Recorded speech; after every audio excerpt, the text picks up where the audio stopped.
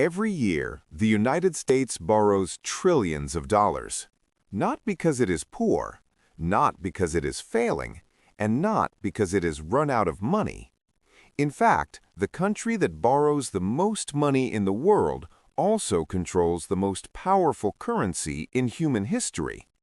So why does America, the world's largest economy, keep borrowing year after year? Why does it spend more than it earns, even when it can print its own money? And most importantly, is this strategy a sign of strength or a ticking time bomb? To understand this, we need to go beyond headlines and politics. We need to understand how modern power, debt, and money actually work. Before we start, please like and subscribe to my channel. What borrowing really means. When we hear the word debt, we usually think of personal loans, credit cards, or mortgages. But government debt works very differently. When the U.S. government borrows money, it does not go to a bank and ask for a loan. Instead, it issues something called treasury bonds. These bonds are bought by American citizens, U.S. banks, pension funds, foreign governments, and global investors. In simple terms, America borrows money from the world and promises to pay it back with interest. But here's the key difference. America borrows in its own currency. That changes everything. Power of the U.S. dollar. The U.S. dollar is not just America's money. It is the world's reserve currency. Oil is priced in dollars. Global trade is settled in dollars. Central banks hold dollars as safety. This creates constant global demand for U.S. dollars. So when America issues debt, the world lines up to buy it.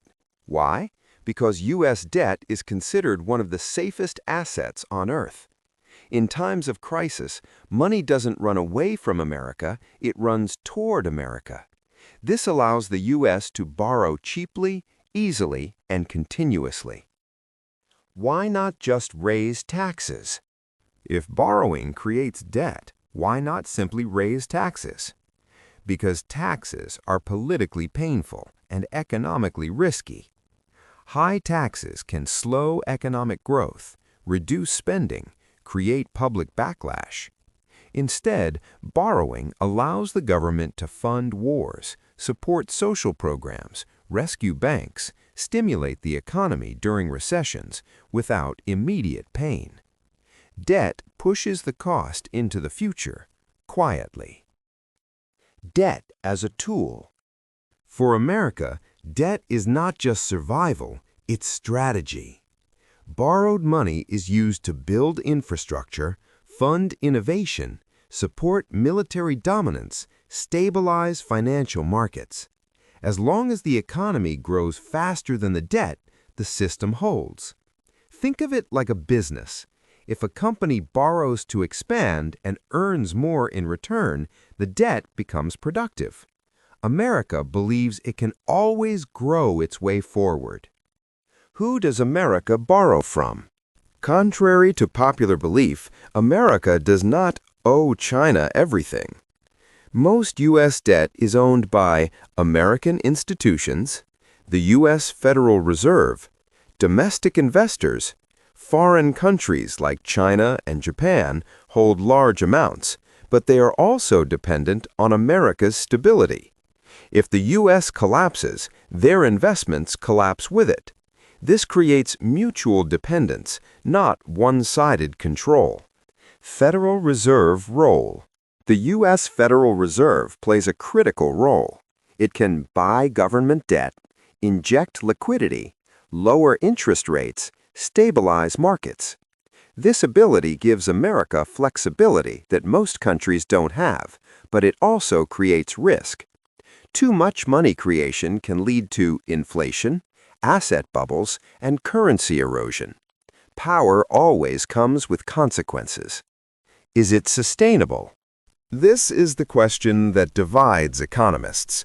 Supporters say, as long as the dollar remains dominant, America can borrow indefinitely. Critics say debt will eventually outgrow control, forcing inflation or crisis. The truth lies somewhere in between. The system works until confidence breaks, and global confidence is everything. Why world still trusts us?